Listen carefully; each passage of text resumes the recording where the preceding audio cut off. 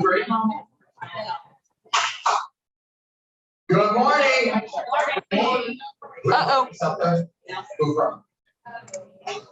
AHS, serving breakfast in the house. What do we got? Lobster tails, crab legs, filet mignon. All right. We're going to get rolling today, guys. Hold on, I lost the I know video. there's a lot of stuff on the agenda we're talking about. Maggie said, hold on a minute. Maggie said, hold on a minute. I guess we're not going to get rolling. You can keep talking. I accidentally closed the video. Okay. I need like a second. Give me a thumbs up and have it turned up. Everybody up. Free hugs. Give free hugs. Too much diversity, too much division. Free hugs. Come on, Kyle.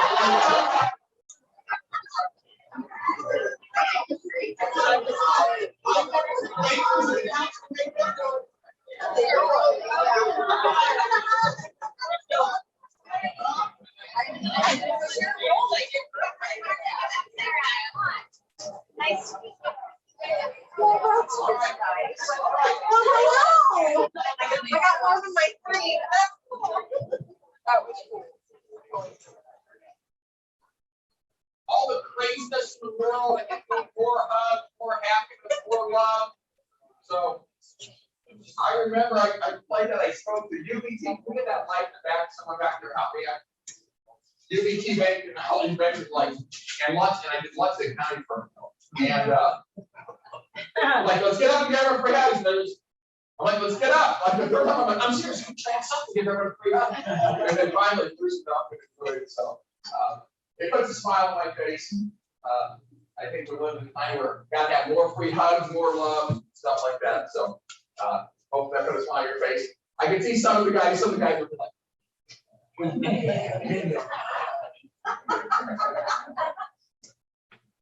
That's right. Even old people can get up to church. Okay. You ain't dead, brother. All right. We're gonna start out with Rich on interest rates. Again, we were talking about the rates that went up 5%, that in a 90-day span, they went up at a faster pace than they ever had in history. Now we've hit 6%. I think we might have eased back down off that, but we're somewhere around it. Again, we've never seen the rates increase this fast at this level. So Rich, talk about what you see right now in the market, and what do you see for the second half of the year if we could. Give us your projection. You got a 50% chance to be right. Hold the power button. Screen.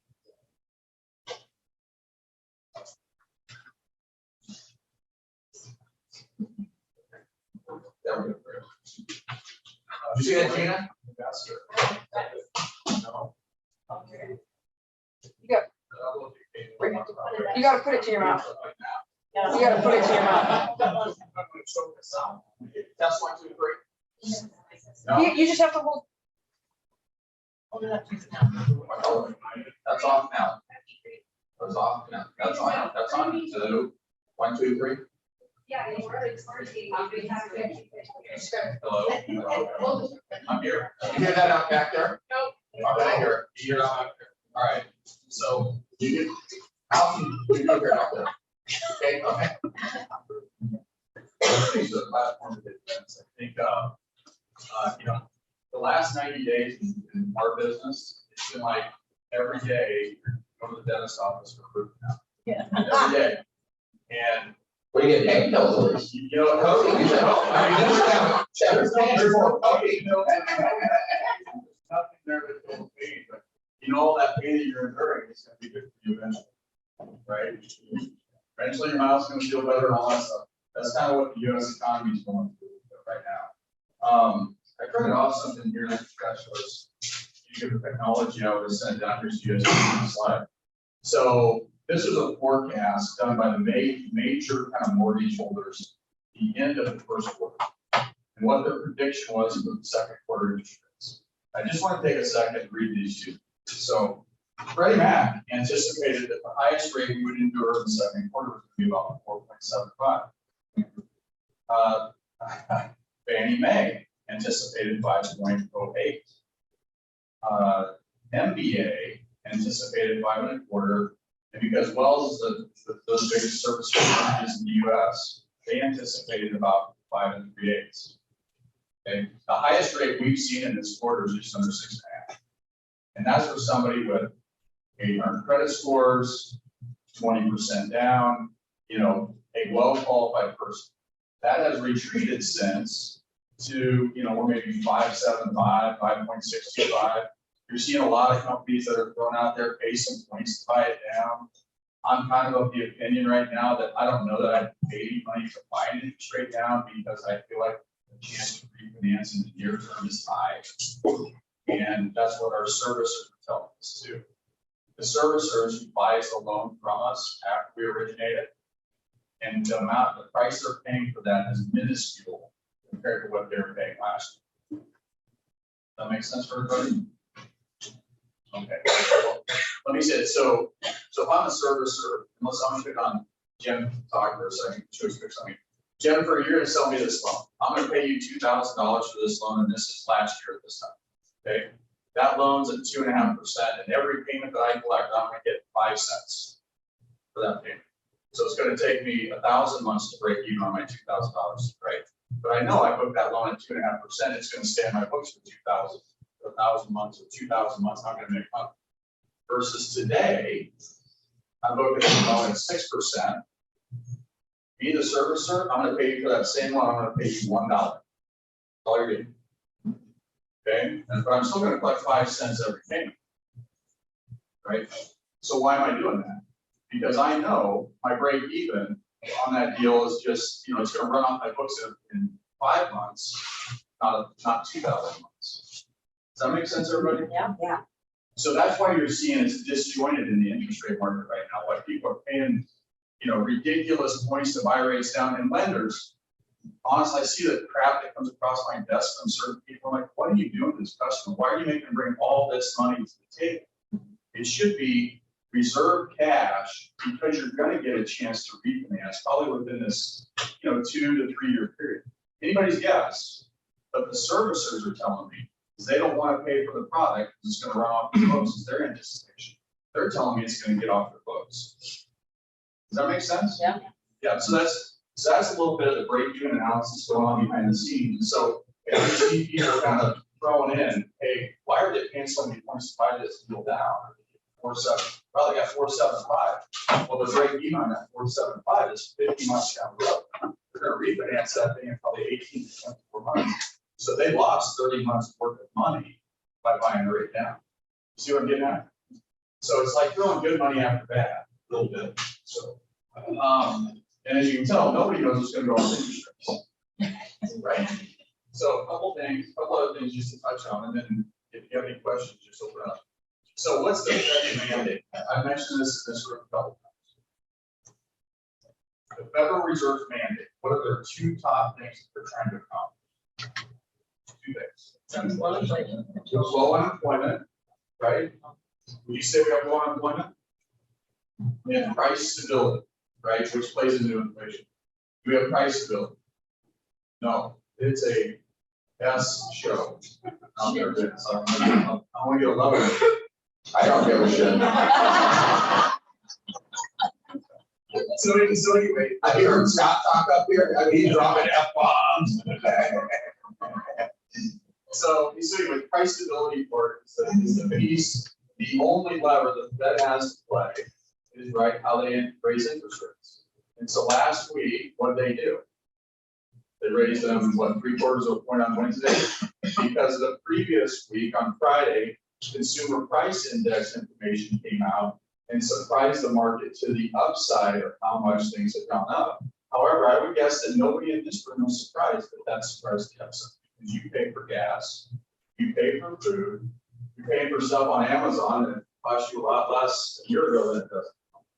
And so you know that the consumer price index is way up over what it was. So why that would surprise the Fed, the upside beyond me.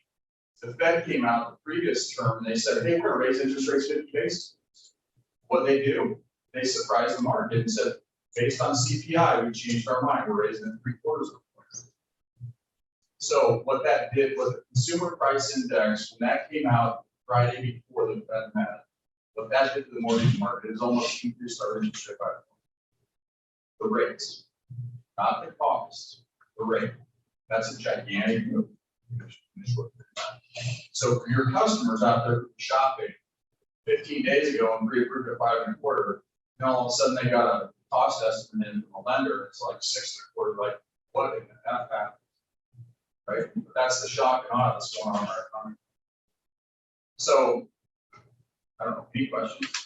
Before you guys- So it's just, you know, it's quite a show to navigate right now, it's quite a time to go through. You know, I'd say this period in time, I know there's a historian in here, at least one. This period in time in American history maybe doesn't relate to the Carter administration as it does coming out of World War II in that time in our economy. Because coming out of the Carter administration, we kind of had high unemployment. Coming out of World War II, right, we're putting everybody. So maybe if you had to reflect on a time in history, it's a little bit more like that. At the end of the day, I think for everybody in this room, including myself, it doesn't really matter. It doesn't really matter. The emotional need to own a home, to have my family grow into a house, doesn't matter. I think we have to have deeper conversations that work and know our customers why a little bit deeper. You know, what's their emotional need? If we don't understand that, it's hard to kind of cater to it a little bit. So Perfect. yeah. Perfect. That's good. Maggie, what do you got here next? Go ahead. So, Rich, on favorable letters, can you write a favorable letter interest a percent above what the market actually is? I haven't had some lenders tell me they can't, so. Well, I'm sure. Yeah, we can. Yeah, we can. We can go in and we can say, okay, here's what my norm has been. If I can improve this customer up to a 50% debt to income ratio, here's the maximum payment I can go. And the reason why that's important in this marketplace, one, how quickly interest rates move. Two, how different taxes are between neighborhood to neighborhood, city to city. It is a wide variance on the home I can qualify for in Elkhorn, Nebraska, that I can qualify for in, I don't know, Louisville, Nebraska, right? Because my tax bill on a $400,000 house is probably $6,000 a year pay. So I got $500 for I can use for debt service in Louisville that I can use it. Makes a big difference. So that's, I think as you're getting pre-approvals in from your, folks, that's the thing they better understand is like, hey, what's going on with taxes? What's happening here? Where are they shopping? And they better understand what is the maximum. The other piece, I think, one thing that happened, I just want to share this in this group. Not every lender offers all products. Okay, so you have to be approved by NYFA, for instance, in order to offer their product. And a lot of lenders will not offer NYFA because there's no money, there's no revenue in it, there's nothing there. And it will blow your first time home buyers deals up like that. They don't offer. So just make sure that's yes. It's not between us manager and an agent, new construction. Yeah. So talk about, yeah, because the problem is, right, those are showing hands in new construction. The problem is something was taking 8, 9, 10 months is now taking 14, 15, 16 months to build. So something that was done in 8 to 10 months, you could get a lock in there on one. But now, if it's 15 months out, you can't even lock day one, it's just a year at lockout. So talk about lock times.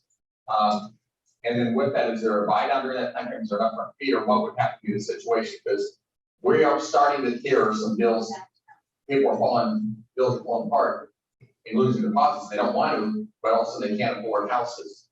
100%. Somebody who put a stake in the ground in January, they may have been qualified at the rate of 3%. Today they're looking at it at 6.25% or whatever that is. And they'll look at that payment difference in their wallet, right? They don't care about the $10,000 right? But it's payment, how much they're paying for gas, all that stuff. So, new construction, there are several different lock products in the marketplace. Some people don't offer anything past 60 days. Some people offer 6 months. Some people may offer up to a year. There's different, everybody's got a little bit different angle to it. In ours, we offer like a 6-month product. You pay a 1% deposit with the transaction, and you get back at closing. And then if they want to extend past that, they can extend past that at normal extension. So in the 6 months, the rate locked in today, some of them has this one-time step down, although they've only been going up at this point in time. We'll lock it in, they go down within 6 days. It's like, you know, if you're people that are, matter of fact, I just got going down this morning, and I'm like, look, if this is keeping you up at night, peace of mind, lock it down, so you know, worst case scenario, it's gonna be, and then you can put it down during that. So the issue has been the builders can't deliver the product. Exactly. Yeah, so if he's a lender, it's almost impossible to catch that lock. As far as they can go. And then if they're going, you know, 90 days, you know, 120 days past due, well, that's like the customer paying 2 points to buy the rate, to keep that rate. Might be worth it, you know, but typically the builder is not going to come back and participate in that promise. They say, after you, we'll sell 6 days. Right. So, Any input on that from a builder perspective? Anything you think we need to know? Okay. So the builder pays for client buy down, absolutely. to. Can the builder pay for the client's buy down? So can the builder participate in the buyer's choice? Yes. The seller, there is based on the loan, right? Usually it's 3%, 90.01, above loan value at 90%, goes 6%. I know that doesn't, so on a $400,000 house, you know, over 90%, that builder pays $12 grand on behalf of the buyer. If it's at a 90% loan value or below, they pay 24. We have a builder right now. I think the Well- builders outright, Yeah. so they're like, I want to get all this money. But nobody can hear you outside the room, no problem. Okay, so the builder, I'm from Columbus, and. That's in Nebraska, not Ohio. Very small. So our high end home is 4.99 right now. So we have 6 on the streets. I sold 3 rear lot, and the builders are stressed. They're like, how do I get this? I had showings yesterday. The client that was ready to pull the trigger, they said no, the insurance. And so I'm like, I don't know what to say, you know, how to stay positive. Here's what I think is gonna happen. Who was around back in 2008, 9? What we said, remember back then, Hearthstone was in business, which they're not anymore, right?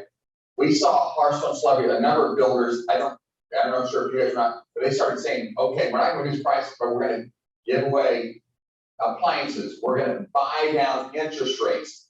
My gut is, and essentially, I've heard this conversation, people start to say, okay, we'll start building our price, buy down interest rates. I think it's reasonable to expect, you'll start seeing some people maybe, probably the more units they do, the more likely they're gonna be. I think smaller builders will be less likely to do this, to be honest with you. But I think it's reasonable to expect, we've been saying this for a couple months, that you're probably gonna start seeing some sort of buy down of interest rates with builders. Do you think that's reasonable? I'm just going back to that history, and that's kind of what I saw there. Typically not a reduction of price so much of, what can we do to add value in a different way? So I think that's reasonable to expect as we move forward. Right, because they don't want to piss off the 3 people who buy sold houses to. They're gonna be mad if we drop the price, right? You don't want to have a house sold, sell here and they say, oh, we're selling for $20,000 less to this person. That's not going to set well. You're not going to probably get a lot of repeat customers out of that. But I think you gotta get with a lender that's gonna understand both sides of the balance sheet. Right. You know, both the asset liability side of the balance sheet, but you can balance a lot of things for a customer on their current liabilities that help ease the pain to a higher insurance expense. If you're not looking for somebody doing that, then you're not looking for something that's. Well, going back to that day, you remember we used to have those 3-2-1 buy downs, Yeah. right? Which it was 3% this year. The market was 6%, 3% year 1, 4% year 2, right? 5% year 3. I would not be surprised if somebody starts exploring those type of options. I don't know if we're looking at those or not. Start seeing that back in the market. I think lenders are a little bit scared right now because most of the CFOs that are sitting in high positions and a lot of the banks out there buying this have never seen this type of action in the mortgage market. And I'm sure it's scary. But this is capitulation, right? This is where Capitulation, what's that? This is where, well, now I understand that. This is where wealth is gonna change. The last couple of years, a lot of money got printed, went from what, $1 trillion, $2 trillion, in personal savings to $2.5 trillion. I mean, this is gonna be a redistribution of those funds, because a lot of them didn't pool in the right area. And so I think, this will just happen a little bit over time. This is good for our economy. Just work hard and get to the best. Yeah. So, Maggie, come on up. And Rob, you want to come in, too? Okay, come on, Maggie. Doesn't matter. Thanks. Okay, I'm gonna talk about some IT stuff today, especially as we're rolling into 4th of July.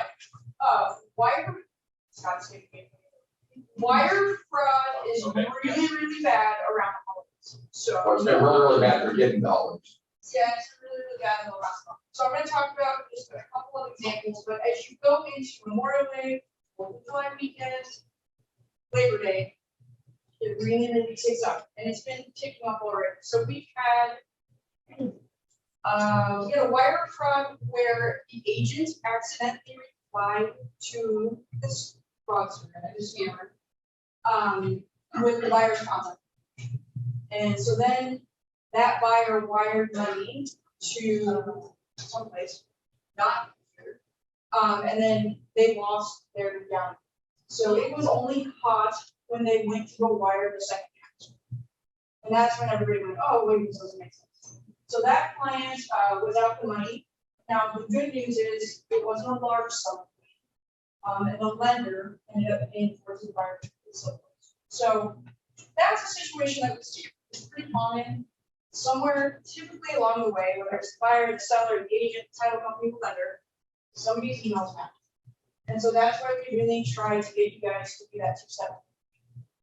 Excuse me. So if you're not using two-step, if you're forwarding your email to a Gmail, anything like that, please turn on that double authentication. So like when you wake up in the morning and says somebody's trying to log into your Gmail from China, you know that that's not legit and you can change password. So to keep that in mind.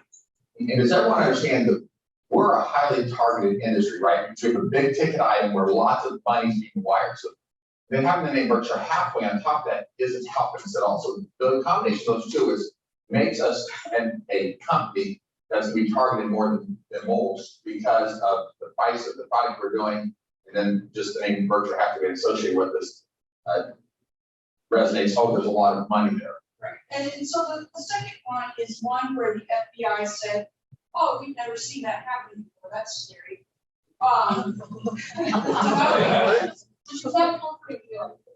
So what this was you all maybe have the online romance scams. So the guy meets the girl, whatever the scenario is. In this situation, they dated for 6 months. Online. Online. I'm not very common on that. I think that. So just that much. Scott, now you want to talk about that experience?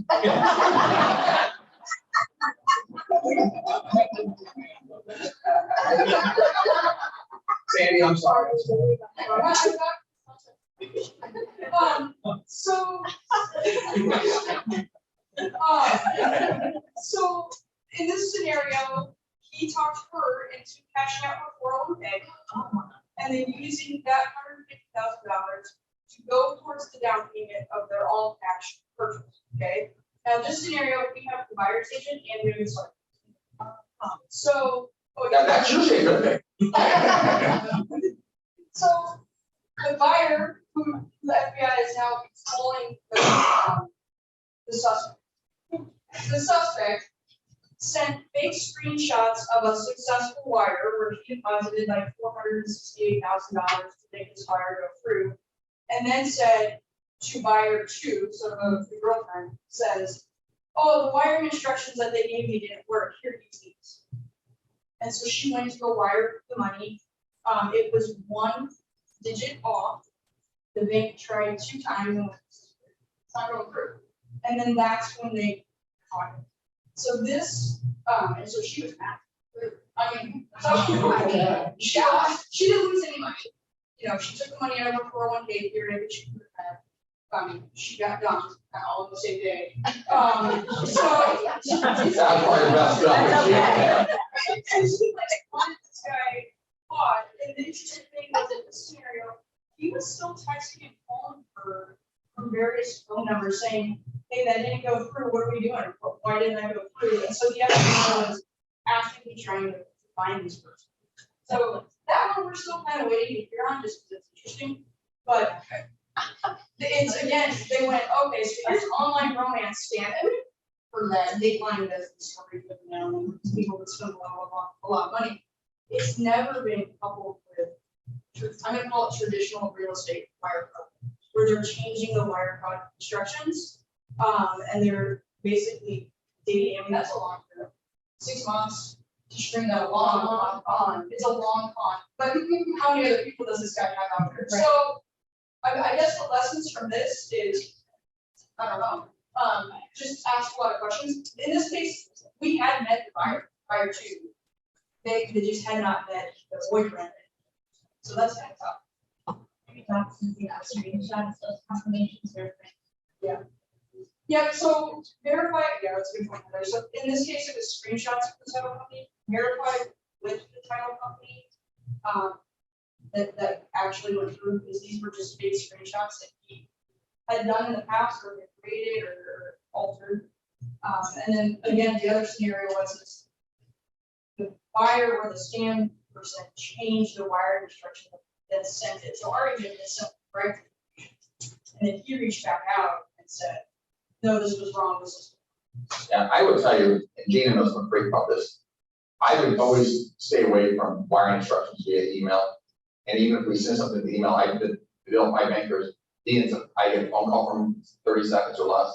And I'm like, call the person now, person ATS, someone he knows what their wiring instructions are, but person to a new place, he will always call to verify the number. So I would just tell people, take an extra precaution, call me to talk to me, right, to verify, but you gotta make sure you know the person on the other end, right? Because you don't know who you're talking to. They can say that from the bank, and I know, but, and then have, talk to whoever's gonna be at that bank, make sure it's that person, and I would say call that person to do that, but I would, email scares me, because email is much likely to get hacked into than a text or something like that. So, I mean. And if you call them, you can verbally give it to them over the phone too, and then text it to them also. And you don't have to wire it on one. And I think we've caught situations where the client's getting wiring instructions last minute, and they're like, well, I thought we were supposed to bring a check, and they'll reach out to their agent. And, that's a way better situation than trying to track down this new contact with the FBI, trying to track this guy down, then stop the wires, because they wire it in the United States, and then within 24 to 48 hours, they wire it off overseas. And so at that point, it's almost impossible. So it's a really short amount of time. So if you don't have to wire, no. Those that don't remember, this was probably carried out into probably 6, 7 years ago. ATS had that exact thing. An email had been hacked into, gave wiring instructions, wired out $213,000, went to Wells Fargo or a big US bank maybe in Atlanta, and then within hours, I mean, it was same day, even if it wired out the country. Once they got wired out the country, that money was gone. There was never any getting it back. And the FBI decided at the time, they're like, you get past hours on this, the odds of getting that money back is next to none. So, kind of scary, but I mean, that's just kind of what's going on. We've seen it a lot last month. But we know that traditionally, the busy holiday times, and the reason it picks up more later than 4th of July and Labor Day is when are we all on vacation? And so there's less people here, there's less people watching this stuff. You're not in your email maybe quite as much. So and then your clients are just wanting to close. There's a lot of closings around those times. So they just tend to fall that transaction. After Rich and Maggie, who needs free hugs?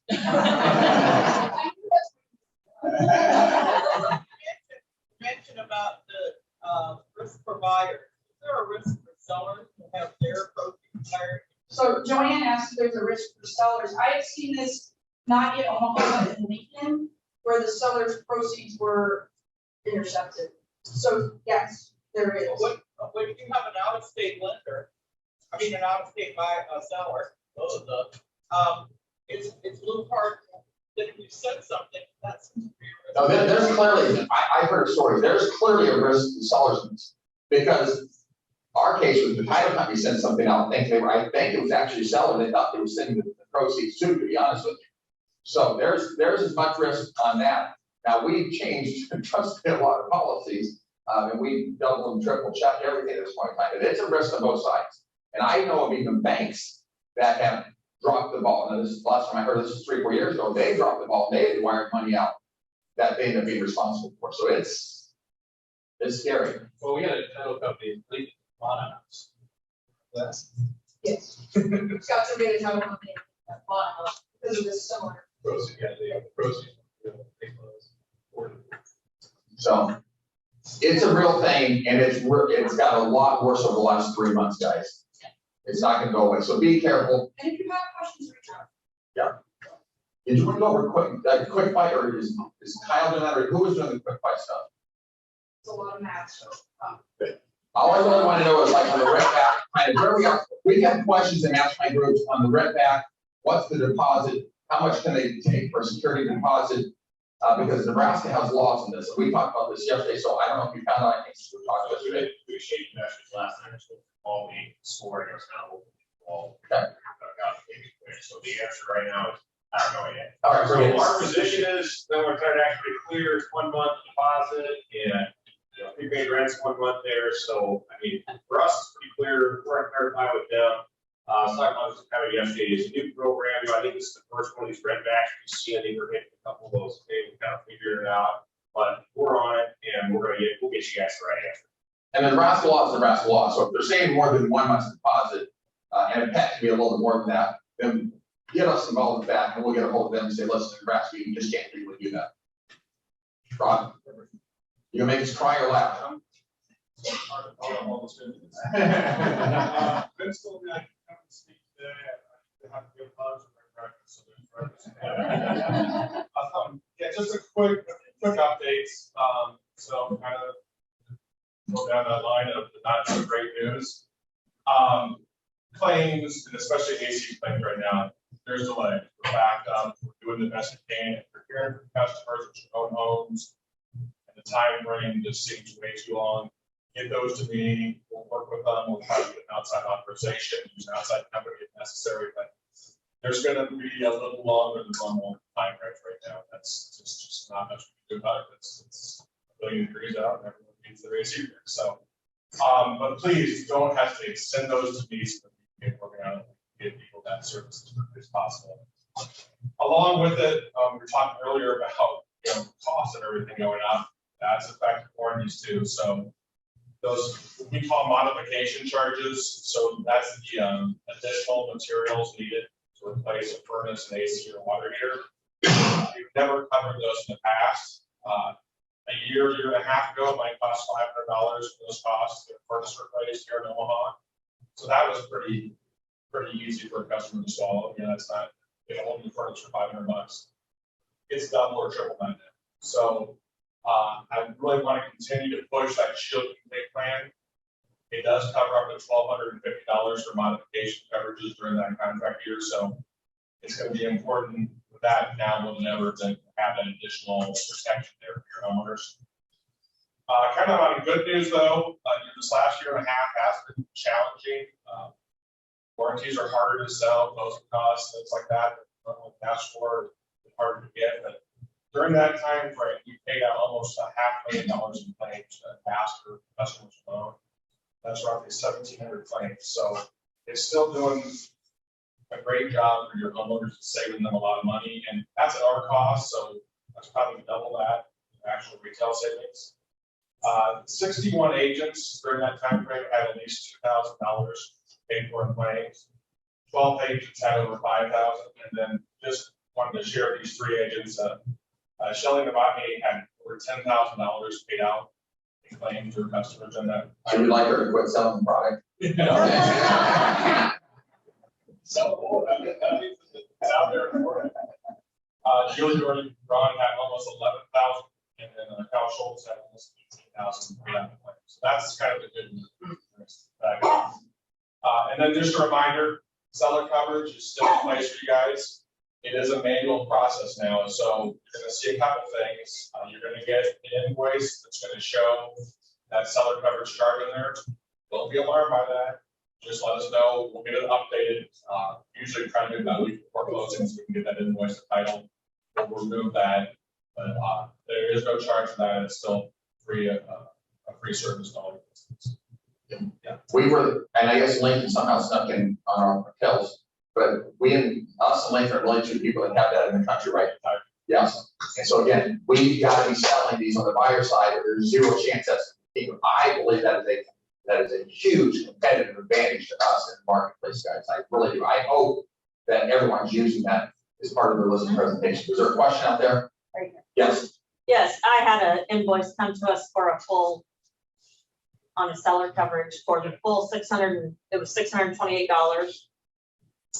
And I called about it and they said, oh, well, that's just standard. That's what it costs for a warranty. And it said amount too. And it happened to be an older lady who didn't understand. And I said, we're not paying it and I'll watch for it on the closing disclosure, but it was not supposed to be, we did not order a full. Was this one that was going to be going into buyer coverage, or was it just the seller coverage? Seller coverage. Okay.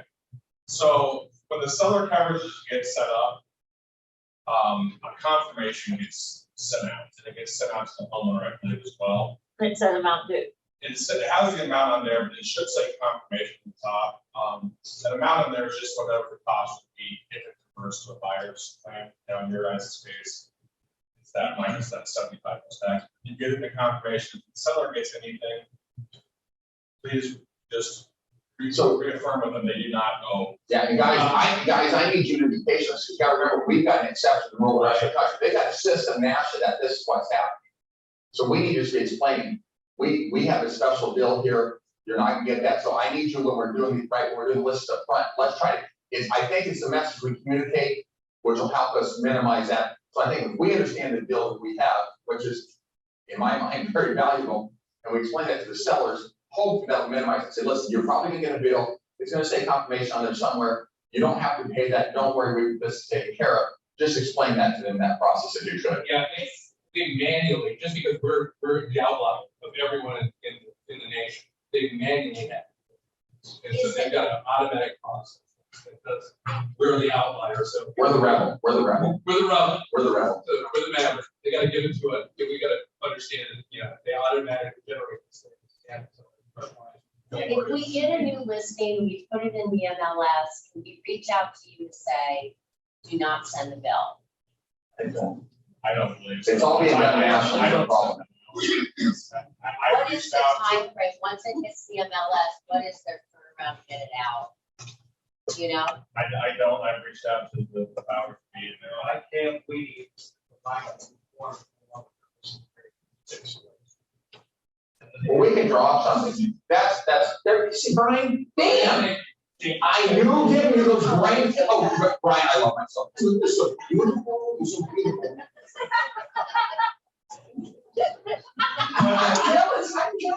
just so you know, I understand the frustration, like, I look at it like, should he said this is not a bill, and it doesn't, like, confirmation, thought process of why that's sent out is to let the sellers know, hey, these are the coverage that you have, you need to file a claim. Because the other thing that happens is they're not made fully aware of that, then they go and get some work done.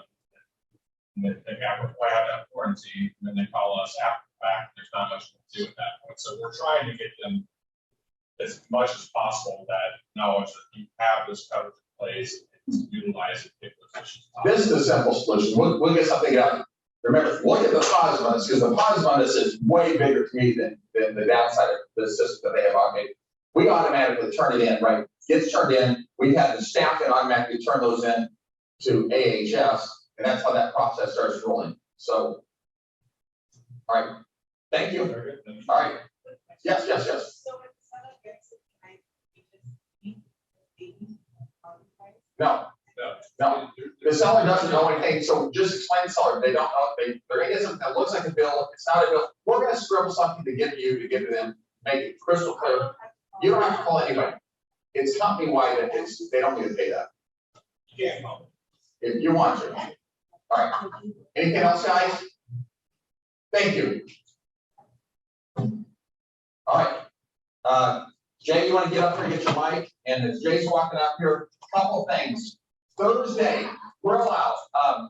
Christie, we've got, what do we have here? You get your mic. Oh.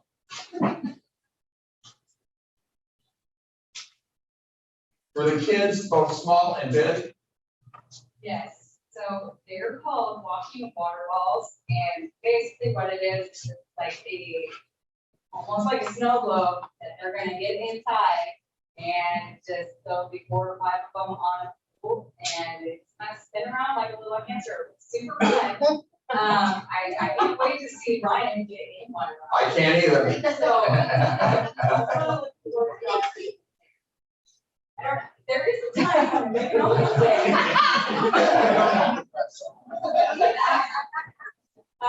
Really was that. There's like a line sits down, there's somebody that is there from the entertainment. They each get like 4 or 5 minute turn in the wheel, and then they get out and we'll have had enough fun, so it's gonna be super fun. First time we've done that, and then we'll have the airbrush tattoos, it's really love those. And ATS is providing snow cones. You obviously got all the food, burger stuff. Yeah, hamburgers. Yep, so just come Sides. this Thursday.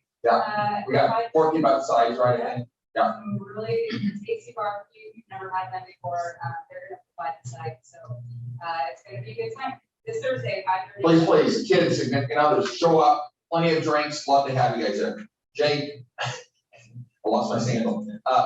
Talk about our, hey, does that handout sheet? Oh, it's up here, go. All right, so we've been talking about it for a few weeks, so with Heather and Vince and stuff, there are masterminds, there's always great topics that come up on what's going on with the market, things like that. So we did kind of a cheat sheet of what's, some things that Vince brings up and what other agents are saying in the market. So Vince is always saying, the market is changing, but let's back up with some data. And so the first part of this is just going through, will the house prices go down? One thing though, rates that we just talked about with Rich, that they've increased more in the last 150 days than 40 years. And so we just need to start having those conversations, like he said, if they're not gonna go away, there's still opportunities. It might take some buyers out of the market, but there's still opportunities to help people get in and about the house. But one of the biggest things too, on the second talking point, a lot of this was from the 60 minutes article that Vince had talked about. But still, millennials are the biggest generation entering the home buying age. We didn't build enough homes in this last decade.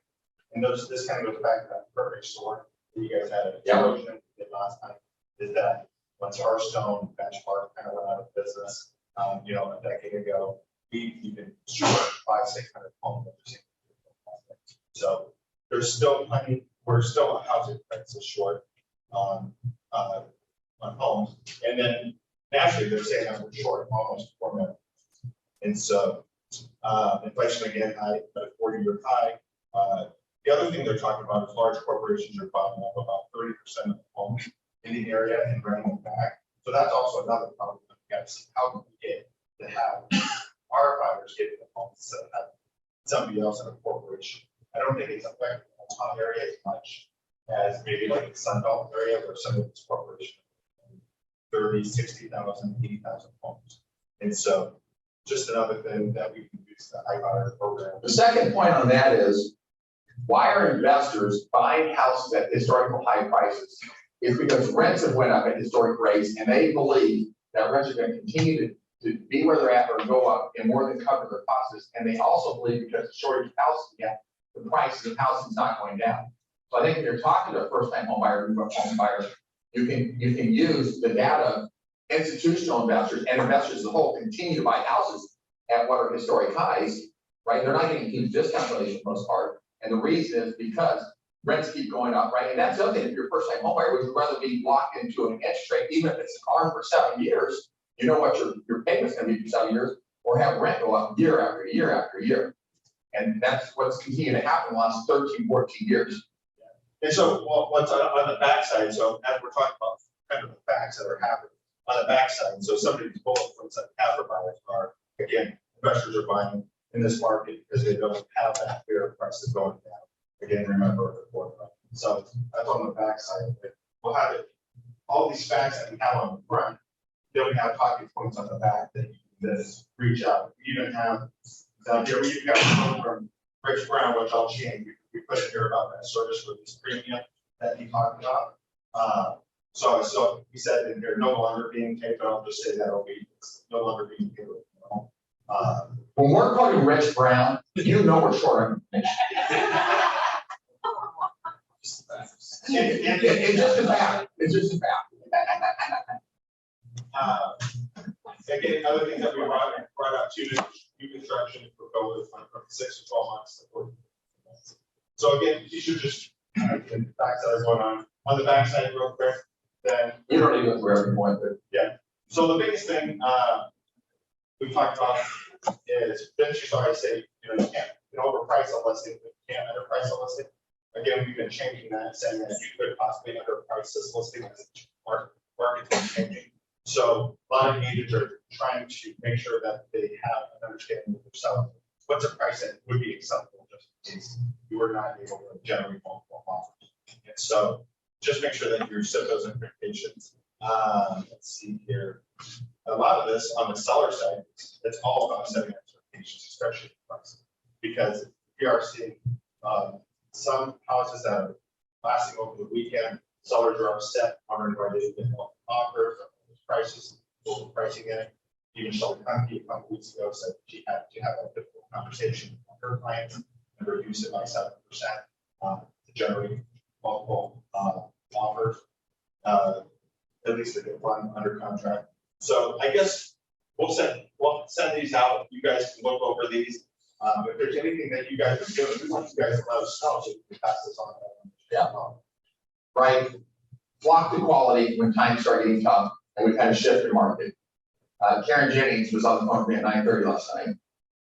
And she said she put an offer in a house and the agent said 9 out of 10 offers from Berkshire Hathaway, which made me very happy. But here's the truth. Who's not getting deals right now? That part-time agent that's doing 1 or 2 deals that doesn't know. People are not going to do business with a friend right now just because of their friend. So you've got to be connected with them. You've got to get face-to-face with them. That's still the best way to build relationships. But the reason we want these talking points is because it's important for you. Knowledge, right, creates trust. The more knowledgeable you are, the more that you're updating them on the changes the market is, because they don't know what it is. The more they're going to trust you and they're going to want to say, okay, that's why I want to get hired to do my business. So this is really important to do these talking points.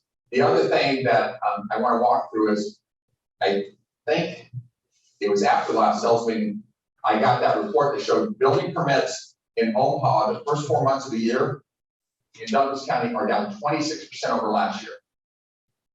Nationally, I've heard from both D.R. Horton and Lennar, the 2 largest national builders, talked to someone down in Florida on one of those, that they're expecting building permits nationally to be down 25%. Now we know historically, if we start seeing a slowdown in new construction, we will then start seeing 3-6 months later a slowdown in existing. We've seen some parts of the country, new pending sales over the last month are down upwards of 50%.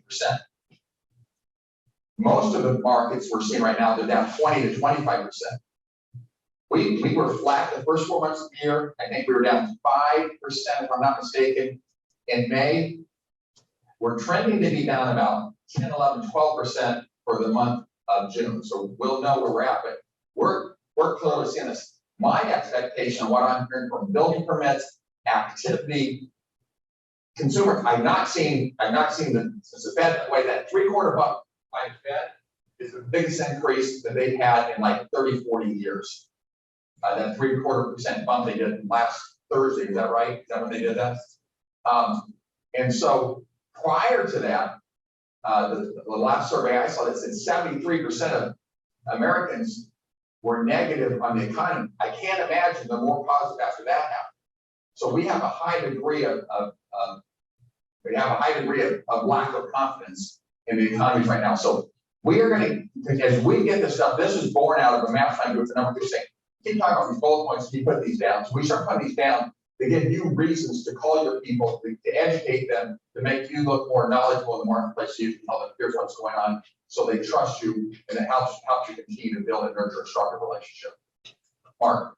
It's, one of the things that has bothered me, and I've done some research, we all get these emails from your neighborhood with different topics. And I have reached out to the World Herald, but no communication, they never called me. From the research that I have done, this is not a low inventory market.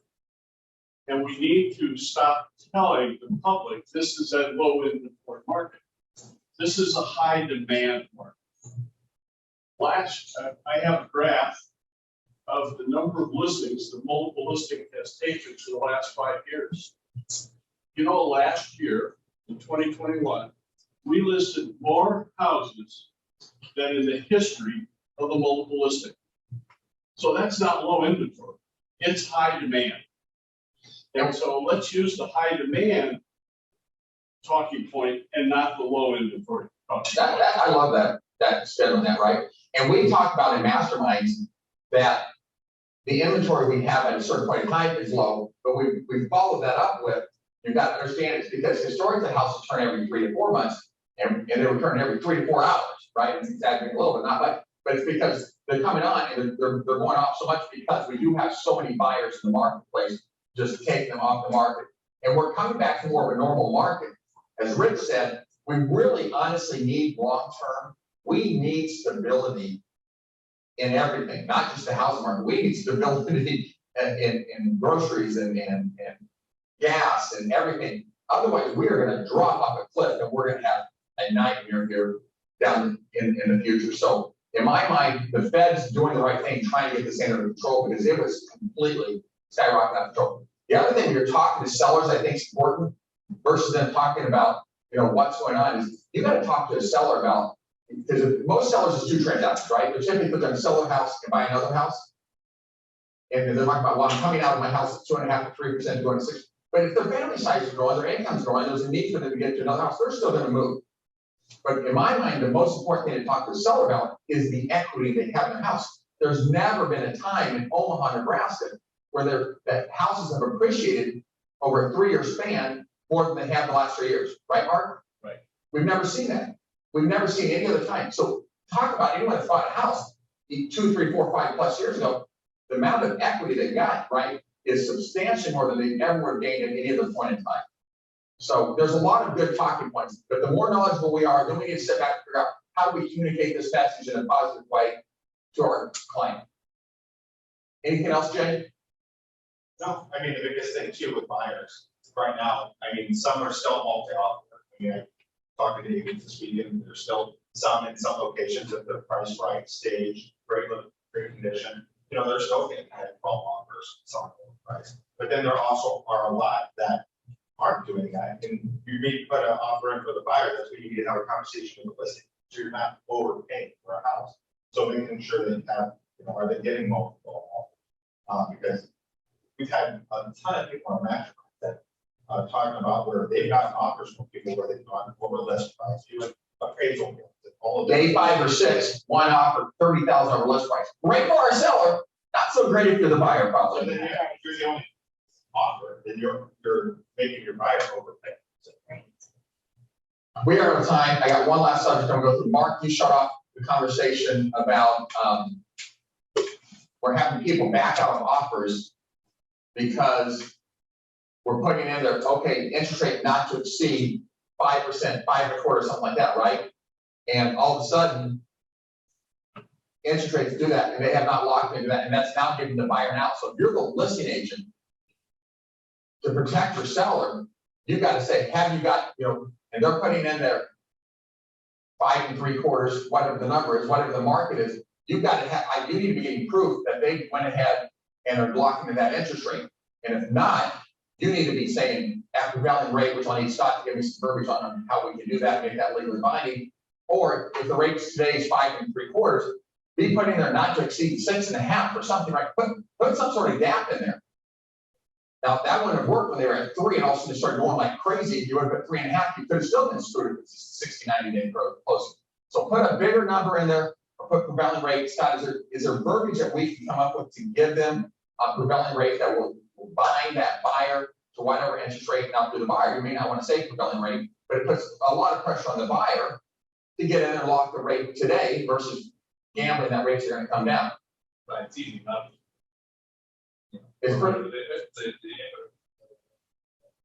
so if you write in Scott said, if you write whatever prevailing rate is closed, that would protect the seller and the buyer would be obligated to go ahead and do that. Prevailing rate, not to exceed. Well, if you're in the That's listing, right. That's- No one exceed. not to exceed is if you're protecting the buyer. Right. But if you're the seller, you're wanting prevailing, you don't want the buyer to take till the day before close and say, oh, by the way, I didn't lock that rate and I'm out of the deal. Well, the buyer has a contract, if they include a number, that says. We're talking about the person, seller. Right. And sellers have been having issues like that, buyers didn't have deals because they put a number at the rate and then rates went up and then all of a sudden the buyer says, oh, sorry, I'm out of the deal. Yeah, so, and a seller can handle it certain way, right, the counter offer, they can say, no cap on the rate, or they can put it up to 9%, it just depends on how the seller wants to pay. Scott, I think you said one, and I've heard a couple people, the stock market is starting to negatively affect people. It's being considered a bull market. I got you, Michelle. And you said someone, because they had a call on one of their stocks, all of a sudden said, I have to back out of the house, I don't have to buy this anymore. So we are seeing people look at the retirement accounts, the stock market, and it's negatively affecting things. And I've had a number of people that I've heard that have walked from deposits on big up brand new construction things because of not because of interest rates, because of being that took the market. Michelle, and then we're gonna wrap this up. Yeah, something that says that it's not contingent. Interest rate is not a contingency on this contract. Yeah, you just put that in paragraph 11, right, or counter that back. So the conversation was, if you put in there counter back, that the interest rate is not a contingency, it's not subject to what the interest rate is, that obligates the buyer at that point in time. But also remember, the rate goes up. That's the other problem. Yeah, so Scott says the rate goes too high and they don't qualify for the loan, they get loan rejection, they can't afford it, so you gotta get notified. Guys, the world's changing. Build relationships, make calls, get face-to-face, coffees, lunches, client appreciation parties, small or large, which is your whole sphere of influence. You guys are gonna get more than your fair share of business out there. So as the market, if it does slow down 10 to 15%, and you get more than your share, you're gonna continue to do as much business or more business as you did last year. Everyone, fireworks, I know we got the good guy. Fireworks, Bruce will be here in the parking lot sometime next week. If you want to buy fireworks, the price of those have skyrocketed. It was shocking to me. He said a shipment of fireworks, not counting about a dime of fireworks. 2 years ago was 13,000 to have a shipment come over to China. Last year was 25,000 to have a shipment, no product. This year, 45,000 just to have the fireworks shipped, a container from China to here. The cost of everything is out of control right now. Good girl. So Tracy McKinney was the last good guy. She couldn't be here today, so she sent some word. This person is very knowledgeable. They're excellent with their clients, and you can't always count on a smooth transaction. And that's like, what? Your criteria for good guy must be pretty low. You can't count on him. But she said it was typo. So you can't count on them always. And she said that all around they're an excellent agent to work with. And that person is JD Hurd.